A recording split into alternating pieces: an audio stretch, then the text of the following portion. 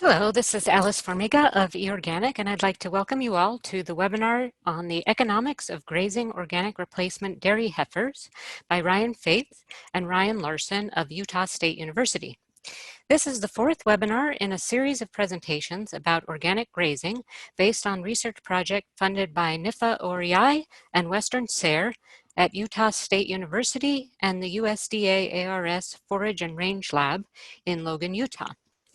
eOrganic publishes free articles, videos, and webinars about organic farming and research, and you can find all of them on our new website at eorganic.org and on the eOrganic YouTube channel. So I'd like to welcome and introduce our two presenters today. Dr. Ryan Feuz is a postdoctoral researcher in the Department of Applied Economics at Utah State University.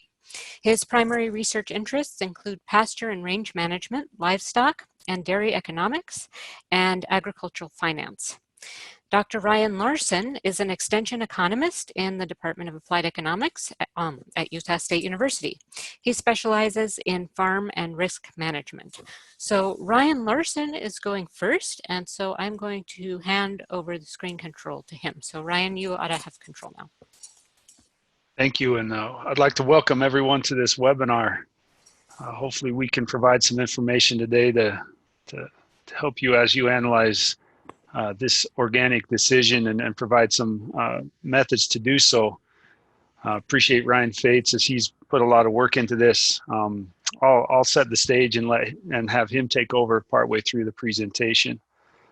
To begin with, economics of grazing organic replacement dairy heifers. Understanding the economics of the organic dairy industry is not a simple process. There's some struggles as we switch to organics. As we think about that transition, there's some things that have to take place. As we look at our management style and our management capability, do we have the ability to change our animal husbandry techniques? Do we have the resources available in land? Can we manage our crop? Those are key questions that really are barriers that many producers face and are worried about as they think about this transition to an organic type operation. Within that same framework, we're going to have to get our inputs from different places, perhaps find new inputs, and also initiate the certification process. And anytime there's paperwork involved, it becomes difficult and a little bit overwhelming for some producers. So once again, another barrier to making this transition. Prior to being officially organic, the pasture and cropland providing feed to the organic dairy must be managed organically for a minimum of 36 months or 3 years. So during that transition process, we are managing organically. The crops will be managed organically, so that there's increased cost or labor associated with that, but we're still not considered to be an organic dairy, so we're not receiving the premium. So that transition period is very difficult for many dairies as it can be costly and the economics are not quite as favorable during that transition period. When we look at some of these requirements to be considered an organic dairy herds are required to be fed 100% organic feed and to receive organic health care for 12 months before being certified. Within that, they cannot be given hormones. They have to have daily access to outdoors. There's provisions during inclement periods of inclement weather. They have to be grazed at least 120 days per year. And at least 30% of the cow's diet must come from pasture grass during grazing season. So the producer must have sufficient pasture to meet those requirements. Embedded in that same requirement is soil and water management plan must be part of the grazing management plan. So there's all these intricate pieces that must come together for a producer to meet these requirements. As an economist, I look at each one of these and I think, okay, so if I'm a producer and I go through these, jump through these hoops, what are the economics that are going to drive this decision? Am I willing to pay the price to do the work to become considered to be an organic dairy? And so that's one of the keys is, as we look at this, can the increased cost uh, perhaps of organic dairies, how do they compare to conventional, and is it worth the cost of transitioning to an organic dairy? One of the things driving this is we always look at the demand. What do we have a product for demand? Demand for our product. Right now is an interesting time, as I'm sure many of us have seen the videos of tankers of milk being dumped because of the lack of demand or lack of what we call asset fixity within our milk and our dairy system, right? So demand is on the forefront of a lot of our minds right now. When we think of organics, though, we're just focusing on organics, and some of this data is not, it's the most recent data we could find. In 2011, there was 1,812 farms that sold 2.79 billion gallons of organic milk. When we look at that at 2016, the number of farms jumped to 2,531, and they sold just over 4.03 billion gallons of milk. So you can see a dramatic change in the amount of organic milk being produced, and that is as a result of the demand. As we think about the consumer today, and we always have to think about the consumer who is buying this product. The consumer is changing right before our eyes. The traditional consumer that go into the store and buy whatever gallon of milk was on the shelf has changed. We have consumers that are specifically looking for that organic product, and so that is what's driving this demand for organic milk is driven by the consumer. Now, I hope I don't put you to sleep. I got some graphs here that I think are some of the keys as I explain the differences between the organic and conventional dairy operation. Some of this data comes from out of the University of Minnesota, the FinBin database. A FinBin database is a composite set of data that comes out of different states, Utah being one of those, but the data is aggregated at the University of Minnesota and publicly available through the FinBin database. So it's a great source of information as it collects farm-level financial information on dairy farms throughout the United States. So this is FinBin data that I'm using for some of these. So right here, when we look at this, so this is the orange line would be conventional direct expense or your operating expenses. And then that brown line would be your organic direct or operating expenses. And so you can see on just very clearly, organic direct expenses are almost $5 higher across time. So from 2009 to 2019, over this time period, that average expense difference, organics are paying $5 more. This is on a per hundredweight basis. $5 more per hundredweight in expenses than the conventional. And as you think about that, you think, okay, so we have more expense. Hopefully we can get that on the backside through increased sales, and we'll show that.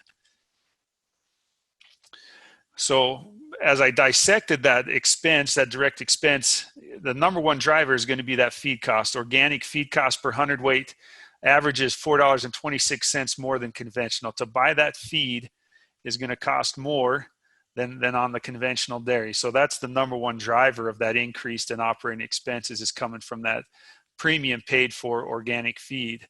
As we look at that, as $4 and that $5, $4.26 of that is coming from that feed cost difference on average.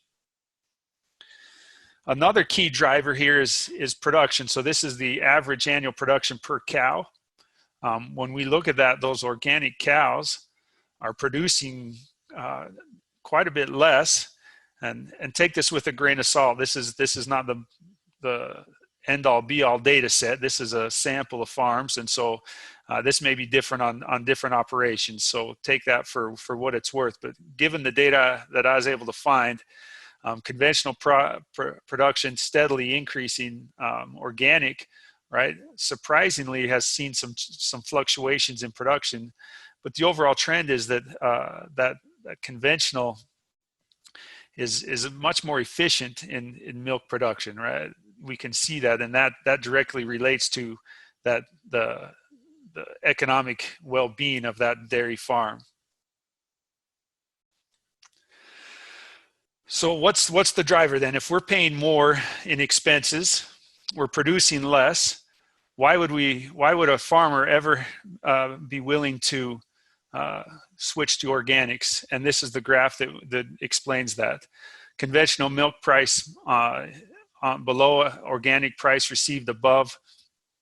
There's been an almost a $9 average price difference between the organic and conventional milk prices. That's the main economic driver behind this decision for a lot of farmers, is that we can break out of that perfect competition and get into this more specialized production and get a price premium for our product, which is hopefully leads to a better bottom line, better net return, and better overall profitability for our farm. And so interestingly enough, so that was price received. We've looked at expenses. I think the key indicator here is what we call net return. So this is net return. This is the amount of milk times by the price of milk sold, which gives us our revenue minus our expenses. So expenses for both the organic and conventional gives us our net return. And interestingly enough, there's been periods where organics, say take 2016, for example, organic was quite a bit more profitable. But then there's also periods where organics are not as profitable as conventional, especially as we look at 2019. There's been that intersection where those conventionals saw a little better economics than the organics. So this decision is not cut and dry on when we look at those net returns. So take that for what it's worth, but it just complicates the decision of transitioning to organic, because there's some risk still involved, as switching to organic does not remove all the risk associated with price fluctuations. This is really depressing graph. I'm sorry I have to show it, but this is price movement. So this is conventional milk versus organic milk, 2% gallon. You can see here that price difference that holds steady, and then as we get to April 2020, right, we're seeing that influence of the current crisis that's going on as its influence on milk prices, as both organic and conventional are being affected by the current market conditions. So when we look at those milk sales, one of the most concerning trends within the dairy industry right now is the reduction in fluid milk demand. We've seen increases in yogurt and cheese, but fluid milk, consumers and population as a whole just do not drink as much fluid milk as we used to. And you can see that on the right in your orange from 2010 to 2019, pretty easy to draw a downward trend in conventional 2% milk sales. And total conventional fluid products, you can see the same trend holds. Organic, you can see that trend is not a downward trend. There's been a softening in 2019, but still it's still an upward trend as we look at that organic market. So as a producer that's concerned with the changing consumer, organics provide some options to meet the current demand of the consumer as they are looking for this organic type product. And as we look at this, we looked at some previous studies. One of these, Green and McBride out of 2015, right? So talked about meeting the rising organic dairy demand, right? And this is kind of based on the 2010 policy requiring organic dairy cattle to be grazed at least 120 days per year. And the authors suggested that those stricter pasture rules would increase the costs associated with organic dairy operations. And this would in turn require higher producer prices to offset those higher costs. And if we wanted people to enter into the organic dairy business, we'd need to figure out a way to make those economics a little better to offset those increased feeding costs. The authors concluded that research needs to increase to help organic producers manage those costs, find ways to lower those costs, and improve the quality of pasture-based dairy systems. So this study is in conjunction with some others that tries to answer that call for organic-based dairy research that can possibly help with increase the economic sustainability of largely pasture-based organic dairy. So that's the driving force behind this research. Now, this is the fourth webinar in a series of webinars highlighting this organic research. January 9th of this year, pasture mixtures to improve sustainability of organic pasture-based dairy was done. You can follow up with that webinar. February 20th, effects of different pasture mixes on heifer growth and development, coming out of this from Jacob Hadfield here at Utah State. And then on March 19th of this year, forage legumes and pasture and successful interseeding. So all this is developed and connected. And so hopefully this helps put the economic spin on all of these put together. So with that, I'm going to turn the time over to Ryan Feuz, as he's kind of taking the lead on this part of the presentation. Great. Thank you very much, Ryan, and Alice also for the introduction. As Ryan mentioned, I'll be kind of going through the specific economic analysis that we performed for this Lewiston grazing study.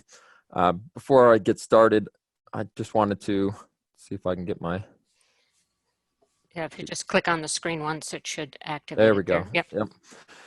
So just quickly, as Ryan mentioned, this is a series of webinars, and for the sake of time, I don't want to spend too much time getting into the specifics of how the experiment for the grazing study was set up. I think that was pretty well discussed in the previous webinars, so I'd just refer you if you wanted more specific information about the experiment itself, just to follow up on those webinars that would have those.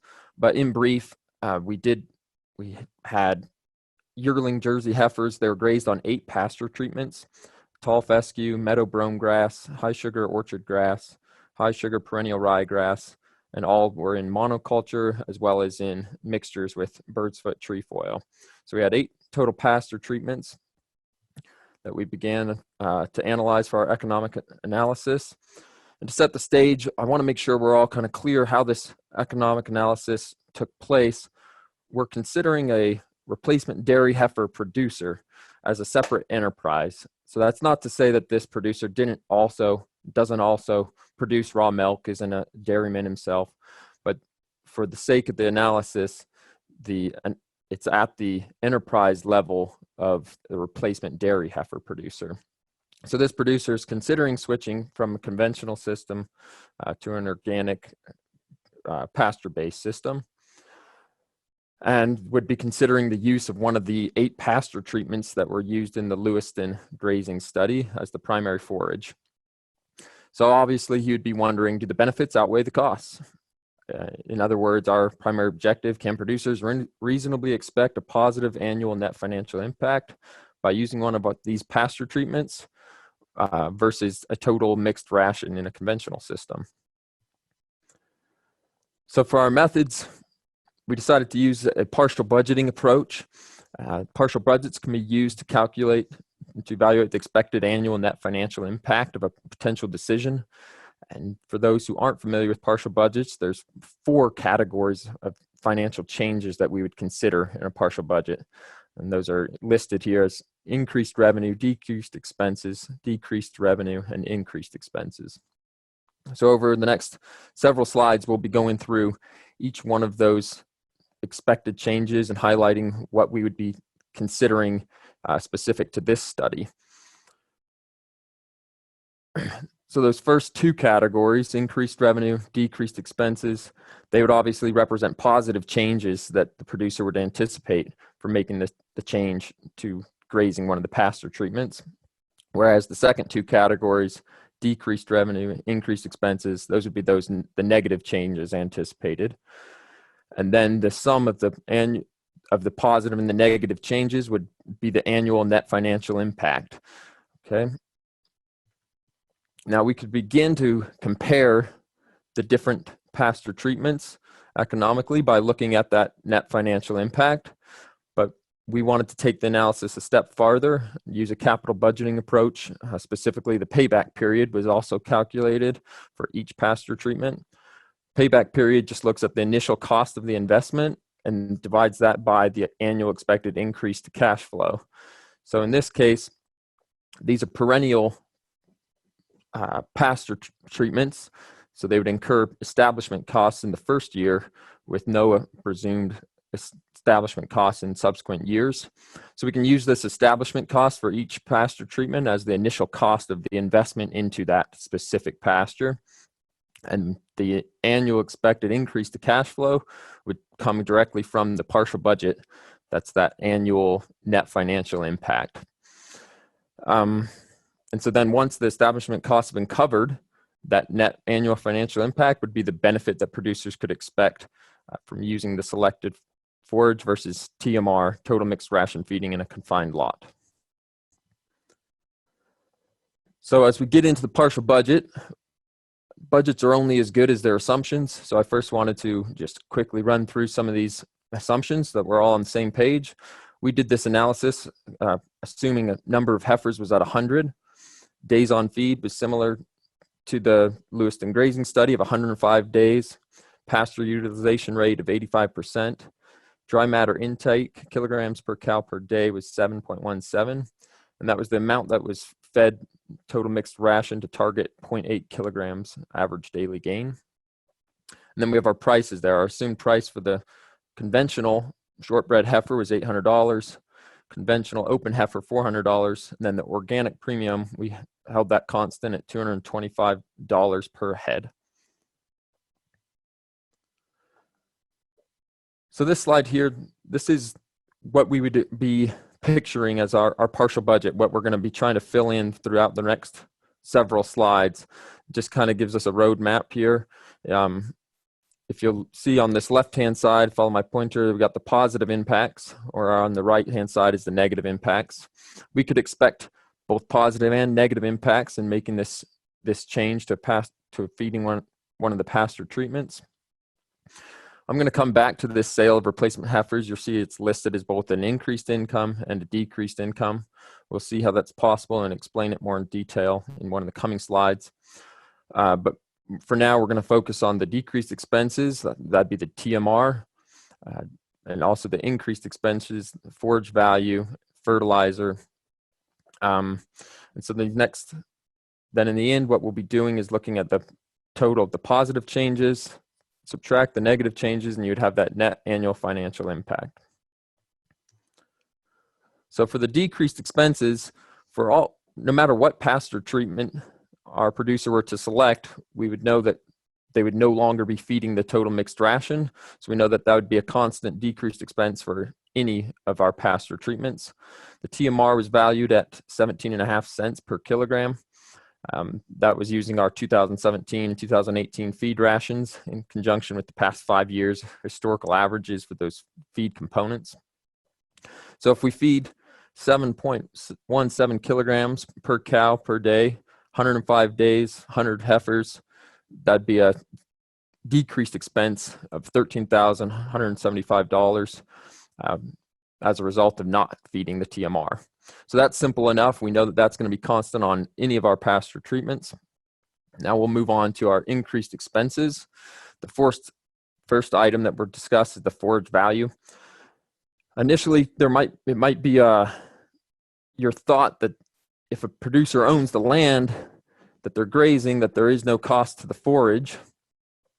But in economics, we always like to consider the opportunity cost. So the opportunity cost is just the value of the next best alternative. So in this case, if a producer were not going to graze the pasture, there would be value in renting the pasture. So we use the $205 per hectare rental rate for irrigated cropland. That's from data from the USDA from 2014 to 2019 in our region. That's going to be our opportunity cost. And we could calculate then the forage treatment value, the pasture treatment value in dollars per kilogram using this equation here, where the FV, that's the calculated forage value of the pasture treatment, is simply equal to the grazing rate. So that'd be the grazing rate divided by the pre-graze herbage mass multiplied by the harvest efficiency, the assumed harvest efficiency. So I'll walk us through a quick example here. This example would be for the tall fescue mixed with birdsfoot trefoil. If we wanted to calculate the value of that forage, we could take that grazing rate of $205, divide it by 3,443, that's the pre-graze herbage mass, that's the kilograms, multiplied by our assumed harvest efficiency of 85%. And that would yield a total value of 7 cents approximately per kilogram for the tall fescue birdsfoot trefoil. So then to get our total increased expense for that forage, if you were to choose that pasture treatment, we'd say 100 heifers, again requiring 7.17 kilograms per day, 105 days, would be a result in a $5,274 increase in the forage expense. So we'd make the similar calculation for all the other pasture treatments. Remember, we're going through this partial budget for each specific pasture treatment to then compare the net financial impact. So other increased expenses would be organic fertilizers, as Ryan talked about. Obviously, with organics, you're not going to be allowed to apply any conventional source of fertilization, but we followed the same method we used in the grazing study. We applied approved organic fertilizers. Chilean nitrate was applied at 28 kilograms of nitrogen per hectare, and that was to all treatments in April, both monocultures and the mixtures. The grass monocultures then received a second application of the Chilean nitrate in July. And then additionally, the monocultures also received 35 kilograms of nitrogen per hectare in the form of the poultry feathers as kind of a slow release source of nitrogen. And I have listed here then the prices of the Chilean nitrate, $9.26 per kilogram of nitrogen, whereas the poultry feathers are at $9.19. So we could just take those prices, multiply by the application rate, and then multiply by the total hectares required, the total hectares needed to produce the required amount of forage for each of those pasture treatments if we were going to graze them. So that's how we went about calculating the increased expense for the fertilization. And now we get to that category where I said we'd come back to that. That's the increased or decreased income from the sale of organic heifers. Now, so you'll see here, I have a long kind of equation here to calculate the net change in income. I'm not going to get into the specifics of it. It's here or it's listed. If you have any questions, we'll be happy to take them on them. You can review the slide. But let's just imagine a couple scenarios that will help us understand what's driving this change in income.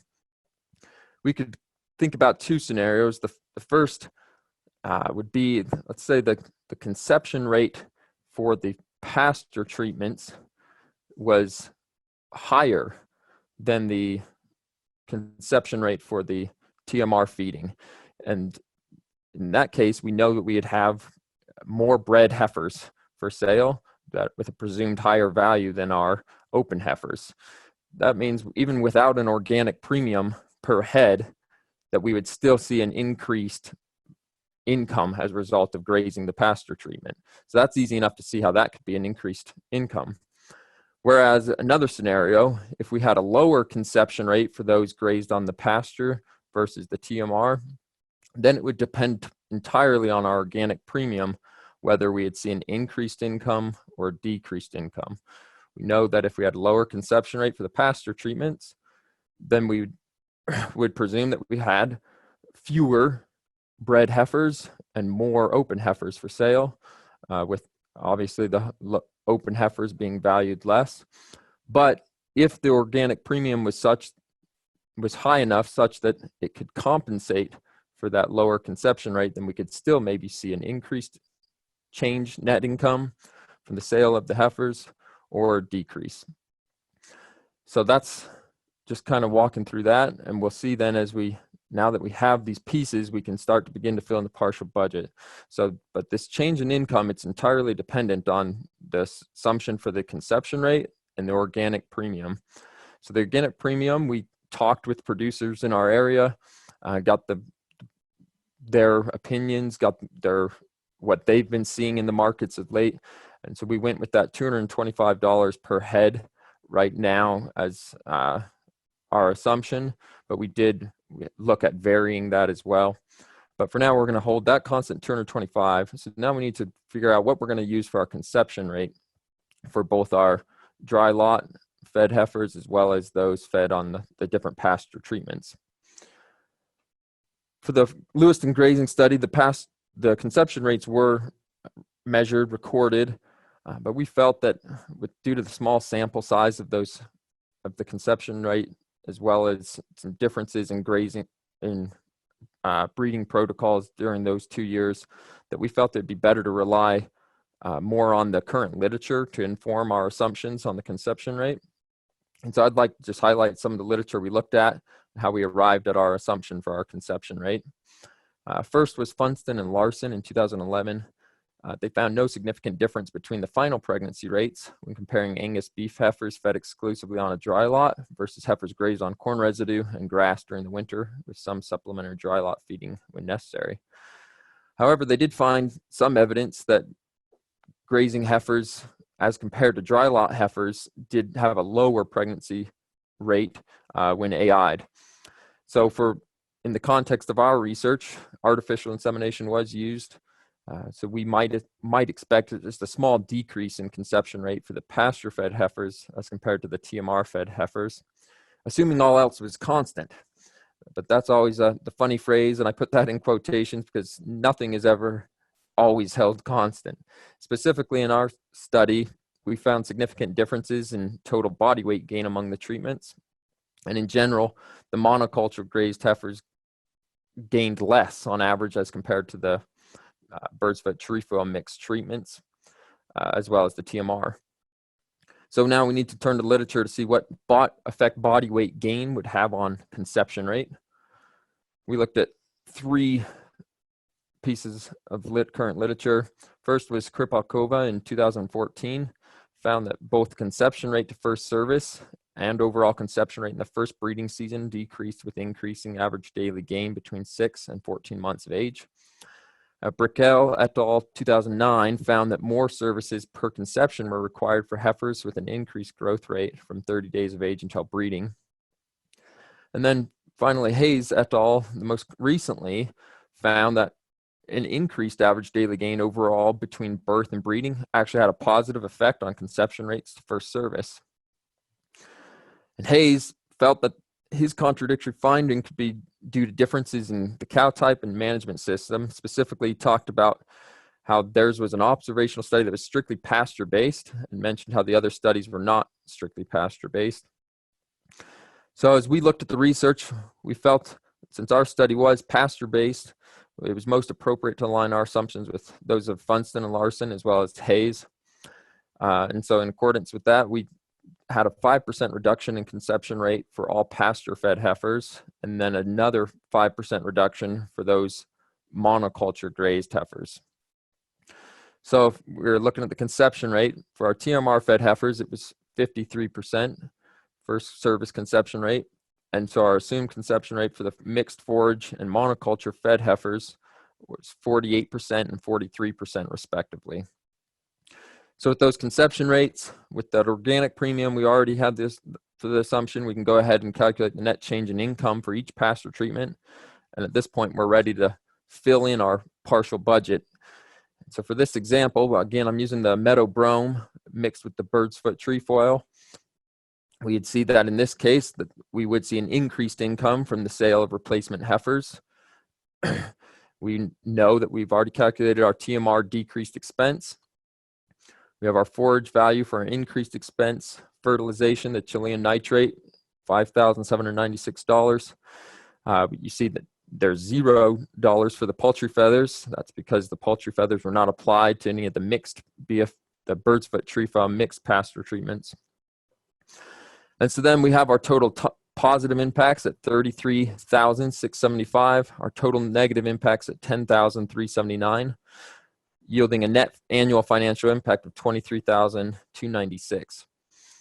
So that begins to give us, we could do a similar partial budget then for each of our pasture treatments. That gives us a good starting point to start to compare these treatments to see which would have the higher net financial impact. But as I mentioned at the start, we wanted to take this a step farther and recognize that we need to also look at our establishment costs. There's definitely going to be some variance in the establishment costs, and we need to calculate those and calculate then a payback period to see how long we expect it would take to pay back the initial cost of the investment into these pasture treatments. So to get the establishment costs here in table 1, you'll see the assumptions that we took. This is based on a 150 horsepower tractor and a 15-foot drill. The tractor and planter costs, we have the repair costs, dollars per hour, fuel costs, lubrication, labor, planter costs. And then you see here, so that is the total cost per hour. And then hectares per hour, you'll see that I have in parentheses for monocultures and the birdsfoot trefoil mix. And you can see that the monocultures, you can plant twice as many hectares per hour.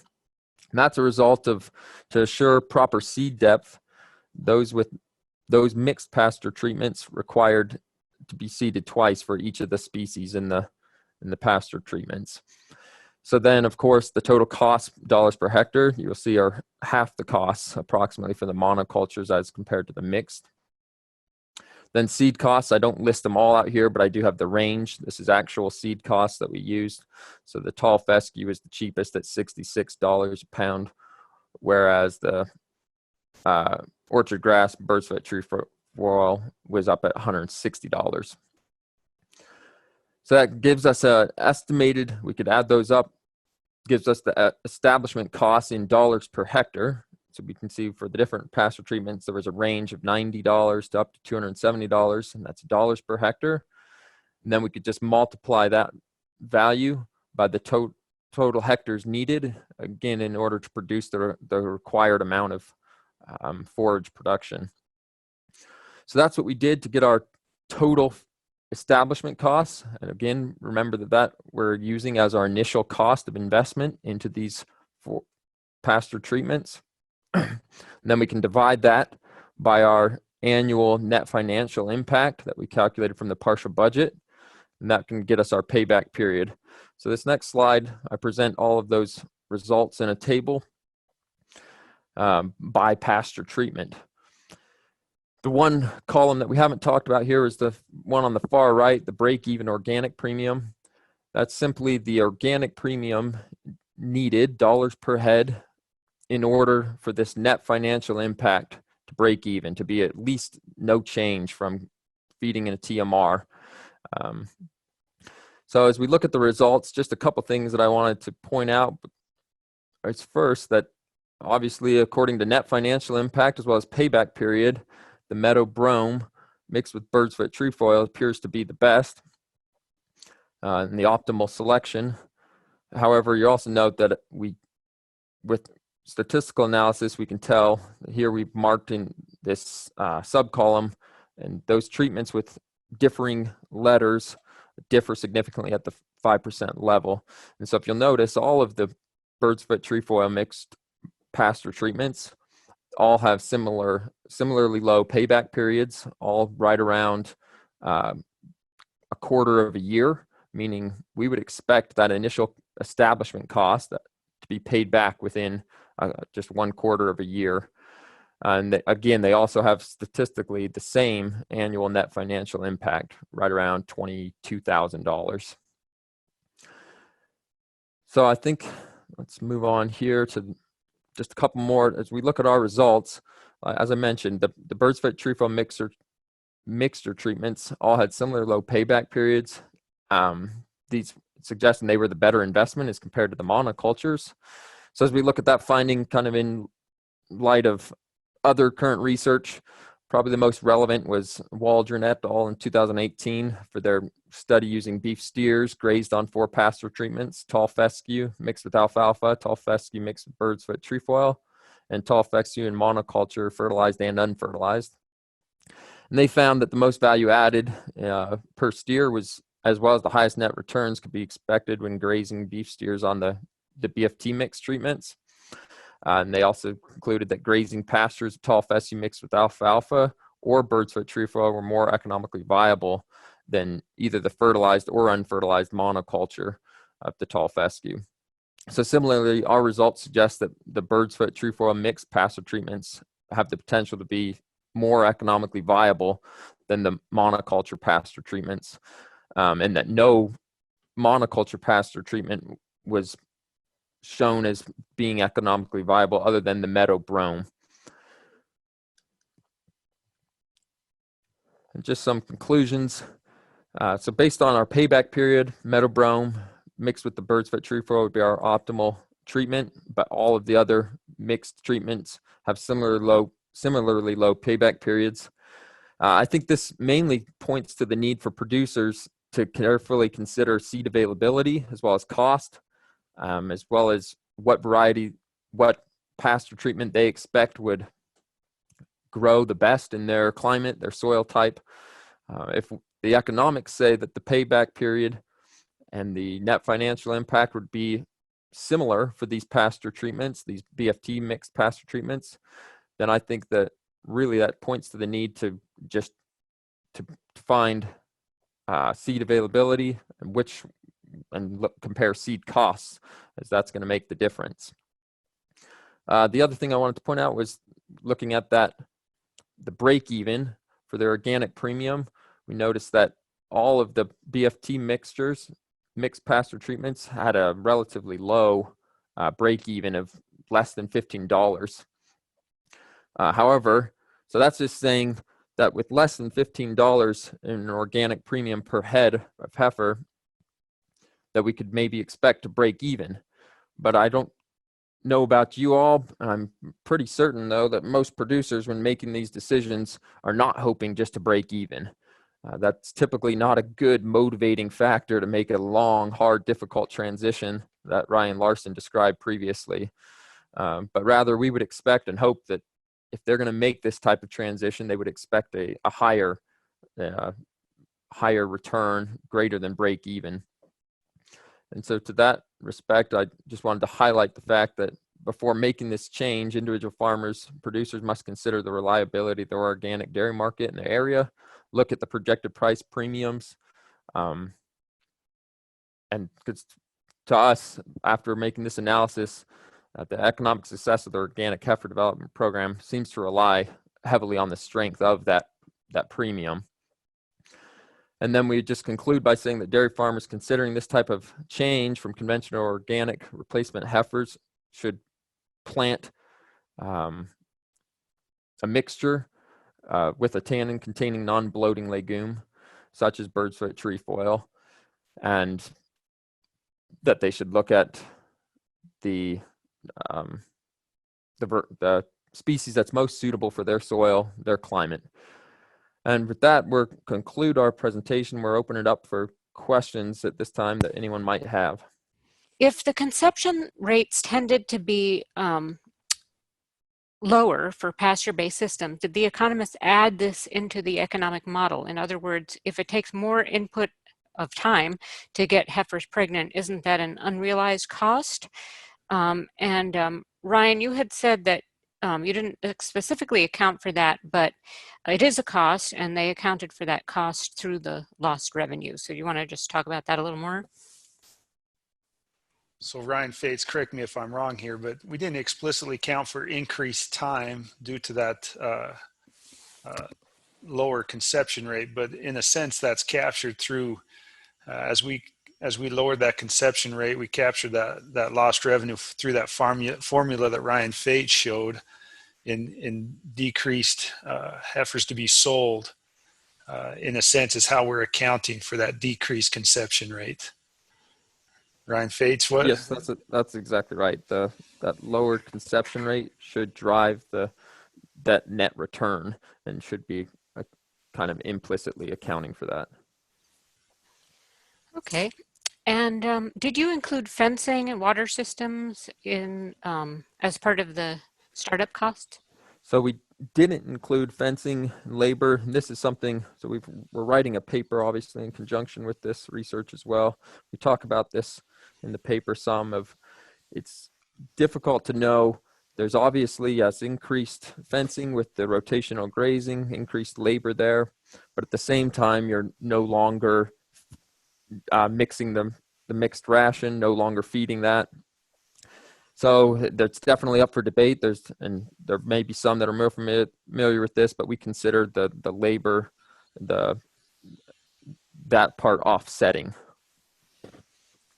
Okay. Let's see, what premium price on organically raised heifer was assumed in your study? That was the $225, and so that was, we had conversations with numerous producers that participated in our study and talked about what they were seeing in the market right now. And so we have done, again, in the paper, we've looked at varying that premium, but for the numbers that we presented within this presentation, it was assumed at $225 per head, and that was both for open and bred heifers. Okay. Did you measure the increased productivity from the Chilean nitrate application with dairy manure available on farm? Was that the lowest cost fertilizer? I would say that question, I don't know if I have the answer to, and might be better suited for someone like someone more familiar with. I know that they looked at the productivity increases in terms of yield, but I don't know those values. I'm sure Blair Waldron would be more able to answer that type of question for the study. Okay, and Blair, if you're on, you can feel free to type in an answer here. Let's see. Was the intestinal parasite load measured in this trial? Birdsfoot trefoil may have anti-parasite activity, and this may account for some of the economic benefit of grazing it. Yeah, again, similar to my previous answer, I know that they looked at intestinal parasite load. We didn't include that within the economic analysis. Okay. Given the glut of organic milk supply for the past few years, I'm surprised there's a steady market for replacement heifers. Someone commented. Do you want to talk about that a little bit? Ryan, Larsen, do you have any comment on this? Yeah, and we used the assumption was 225. One of the issues is there's a lack of data to help us quantify what that premium is for organic these organic raised heifers. So that's one of the weaknesses, and that's one we're trying to overcome. Is by no means is that $225 steady all the time. I'm sure there's ebbs and flows in that. I'm sure if we looked here recently, I'm sure that has changed a lot from when we talked with producers a few months ago. So that's something we're trying to figure out, how to find good relevant data on quantifying that, what that premium is for these cattle. Okay, Blair typed in an answer to the question about parasite load, and he said that it was measured and no differences were found. So thanks for that. Yes, thank you, Blair. Yeah. Okay, here's a question. Is there any chance that you could create a fillable form where a farmer could put in the values relevant to their farm, like the conception rate, the cost for the seed, etc., to get a personalized analysis for themselves? There is a chance, and I'd say it's better than a chance. We are currently actually working on, that's one of the projects that we're working on, is we've had a couple of opportunities to work with these type of grazing studies now, where people have asked us to kind of fill in some of the economics, and we've realized that some of these methods that we're using are pretty standard, and that we're hoping to now be able to streamline that process and create kind of a tool that producers themselves could use in analyzing this type of situation. So yes, look forward in the future. We're hoping to get that out. Okay, yeah, and I think at this point it'd be good to mention that there is a website here that we host here at eOrganic about this project, and it has links to some of the other webinars that have already taken place, and we will be putting more information as the project progresses on this website, links to any published articles, for example. So you can look down here where it says on the slide, learn more about research on grass birdsfoot trefoil mixes, and the link is right there to the website about these two research projects on organic dairy forages. Yeah, somebody else wanted to know whether this research has been published and if there's any kind of report that can be shared, or is it too early still?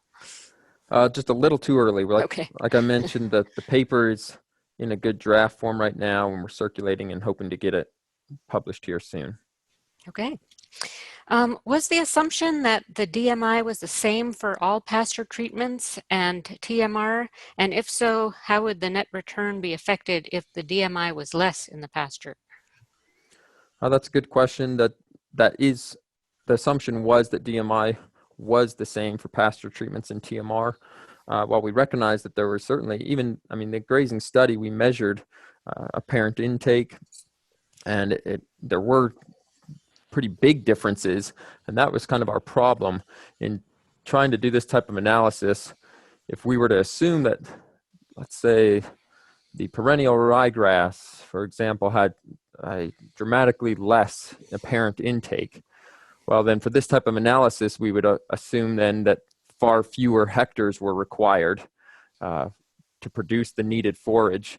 And while there may be some of that that's true, for the big swings that we were seeing in the apparent intake, it didn't seem realistic to measure and to assume that the heifers could subside, I guess, on that much less dry matter intake. And so for this analysis, we've assumed constant intake, but it would have an effect, and still something we're working on. Okay, yeah, and someone else asked here whether holding the intake constant at 7.17 kilograms per day for all treatments, whether fed or grazed, whether that's realistic, or do you know what the actual intakes for the grazed heifers were? Yeah, that would be the same type of answer of we have what the measured intakes were, but I'd love to have more discussions about that if people have good ideas of how you think you would handle it, when it just doesn't seem realistic to say that because one of the pasture treatments had far less apparent intake, that your heifers would be okay and should survive on that less amount. And then of course it would have a dramatic effect on our economics in saying that you wouldn't need to produce near as much forage, you wouldn't need to have near as many hectares as some of those pasture treatments that forage intake was up. Okay, let's see. Are you able to compare how much acreage is needed for a herd of the same size to graze organically compared to raising heifers on a feedlot when growing a percentage of your own feed? I'm sure this could be done. It's not something that we've looked at yet. It's definitely something that we could look at in the future, and definitely we'll keep it in mind. I think it is a good research question. Okay. Let's see. Oh yeah, Blair contributed another comment here, and that is that Chilean nitrate is now unavailable due to national security concerns. Well, that's good to know. I think it was pretty hard to source the first time as well, but for the analysis portion, I don't think it would change anything. It's other than it is good to note that that's not available, but yeah, we'll need to, it's a good value still in terms of the price that you'd expect to pay for some type of source of organic fertilization. Okay, yeah, and someone just typed in a question which Blair very kindly answered here, which was, were there any supplemental forages added to the grazing ration? And he said that no supplemental forage was added. Yep. Do you have any thoughts about converting organic milk to powder to prepare for food emergencies?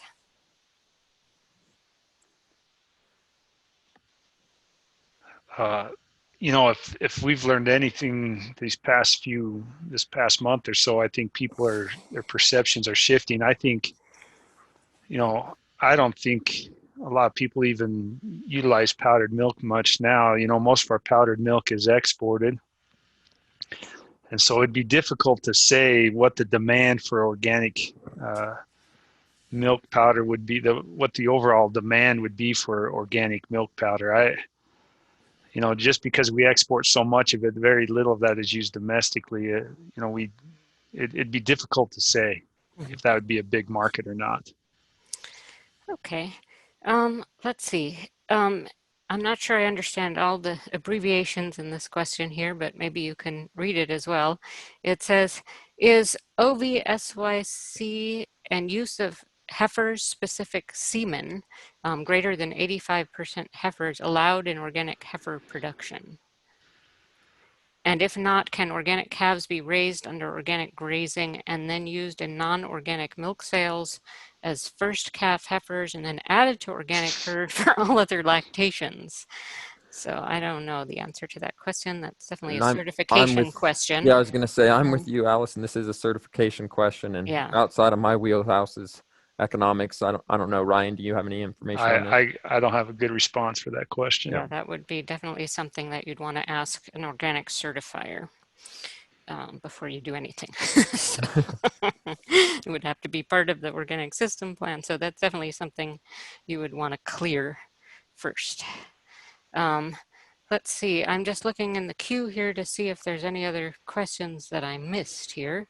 Oh yeah, there was one about hydroponic barley fodder. I know we had a webinar on that, which is on our YouTube channel. But this question is, at different events, I've gotten information on hydroponic barley fodder or other grain for feed. Does this process fit in organic grazing? Do you have any comments at all on that type of method? I am unfamiliar with Okay. that type of, Okay. Yeah, we did hydroponic have one fodder. webinar on that topic, so you might want to check on our YouTube channel and check it out. And if you can't find it, please let me know and I can dig that out for you. So, okay, it looks like we've covered the questions here. Oh, here's one more. We still have a little time. Oh yeah, somebody very kindly, it's Clay, oh very good, another researcher from Utah here. Clay Isom said that OVSync, reproductive cycle synchronization, is not allowed for managing organic cattle, but using a gender sorted semen should be okay. Then there's a question mark. So these are definitely questions for organic certifiers. Yeah, thanks, Clay, though, for chiming in. That's Yeah, a good answer to that appreciate question. it. Okay, and one more question here. Where would a baker buy organic powdered milk? I mean, I know, for example, there's some available here in health food stores, but um, do you have any comments about that? I don't know if I would know that. Okay. Yeah, I All don't. right. Good. Okay, let me just look and see if anybody else has another question. We still have a little time, so you can get your question answered. And meanwhile, I just want to mention again that we'll be having this webinar available on the eOrganic YouTube channel within 1 to 2 weeks. And you can find more information about this research project at eorganic.info/dairy forages. And you can use any of the other resources on this page that are listed. It's all free information that we offer. And next week we were going to have a webinar on organic milk fats, but I just found out that we need to postpone the date due to various restrictions on internet use at the universities. So anyway, thank you very much, Ryan and Ryan, for presenting this webinar. And thanks again, Blair and Clay, for your help as well with the Q&A. And thanks to everyone for joining us today and all your questions. And we hope to see you again for more webinars, and we'll be letting you know when those are.